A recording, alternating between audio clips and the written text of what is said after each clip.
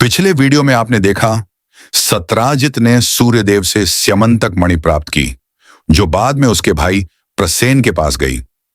प्रसेन की मृत्यु के बाद वह मणि जाम्बवंत जी के पास पहुंची और फिर श्री कृष्ण ने उसे प्राप्त कर सत्राजित को लौटा दी। सत्राजित ने अपनी पुत्री सत्यभामा का विवाह श्री कृष्ण से कर दिया, लेकिन शतधन्वा ने सत्राजित की हत्या कर मणि चुरा ली और सत्यभामा दुखी होकर श्री कृष्ण के पास पहुंची। अब आगे देखिए, ये कहकर कृष्ण सत्यभामा को लेकर द्वारिका लौट आए और अपने बड़े भ्राता बलदेव को सारी व्यथा बताई। कृष्ण और बलराम जी तब शतधन्वा का वध करने के लिए रथ पर सवार होकर निकल पड़े।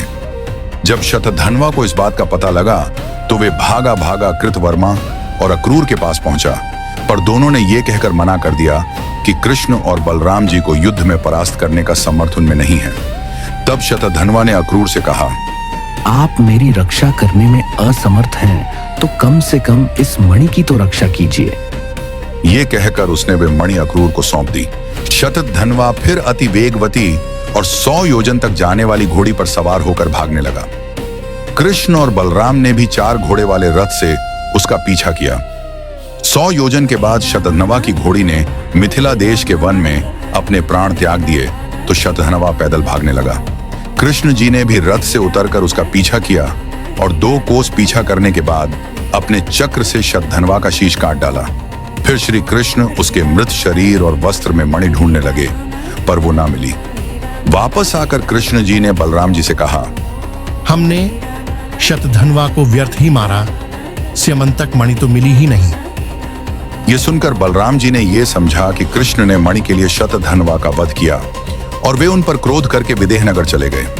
विदेह नगर में राजा जनक उनको अपने भवन में ले आए और जितने दिन वे वहां रहे उतने दिन दुर्योधन ने बलराम से गदा युद्ध सीखा। उधर श्री कृष्ण द्वारिका आ गए। अग्रसेन और विभु और जो भी ये जानते थे कि कृष्ण ने मणि नहीं ली है, सबने बलराम को जाके सत्य बता दिया। बलराम जी 3 वर्षों बाद द्वारिका लौटे। अक्रूर मणि प्राप्त करने के बाद यज्ञ अनुष्ठान करने लगे, जिसके प्रभाव से द्वारिका में 62 वर्ष तक रोग, मृत्यु, महामारी आदि न हुए। परंतु एक दिन अक्रूर जी के पौत्र की मृत्यु के बाद वे द्वारिका छोड़कर चले गए, जिसकी वजह से महामारी, रोग, मृत्यु आदि द्वारिका में लौट आए। तब सारे यादवों ने मिलकर एक चर्चा रखी, जिसमें कृष्ण और बलदेव जी भी थे। तब एक अंधा का नाम का वृद्ध यादव ने कहा, ये सब अक्रूर के द्वारिका से चले जाने के कारण हो रहा है। वे बोले, अक्रूर की माता तब तक गर्भ से बाहर नहीं आई थी जब तक उनके पिता ने 3 वर्ष तक प्रतिदिन गौदान नहीं किया था, और उसके पिता जिस क्षेत्र में जाते वहां तत्काल वर्षा होने लगती थी। जिसके माता पिता ऐसे गुणवान हो, उसके जाने से उपद्रव तो होंगे। सबके विचार के बाद सारे यादव कृष्ण बलराम सहित अक्रूर को वापस द्वारिका ले आए और द्वारिका में भी सुख और शांति लौट आई। किंतु भगवान कृष्ण को यह ज्ञात था कि यह सब कुछ मणि के कारण हो रहा है और वे रत्न अक्रूर के पास ही हैं। सुनिश्चित करने के लिए कृष्ण जी ने फिर से यादवों की सभा बुलाई और अक्रूर को भी बुलाया। सभा में कृष्णा बोले, हे दानपते, हमें मालूम है शतधन्वा ने वे मणि तुम्हें सौंपी थी, जिसका प्रभाव पूरा यादव समाज और द्वारिका भोगती है। हम सब उसके एक बार दर्शन करना चाहते हैं, इसलिए एक बार उसे दिखा दीजिए। अक्रूर ने सोचा कि अब विरोध में कोई लाभ नहीं है, इसलिए वे बोले, शतधन्वा ने मुझे इसे सौंपा था और उसकी मृत्यु के बाद मैं यही सोचता था कि भगवान इसे कब मांगेंगे।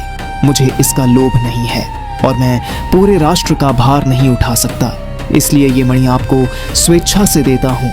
आप जिसे चाहें उसे दे दीजिए। जैसे ही मणि सभा में आई, पूरी सभा में एक उज्जवल प्रकाश छा गया। मणि को देखते ही बलराम जी ने और सत्यभामा ने उसको ग्रहण करने की इच्छा जताई।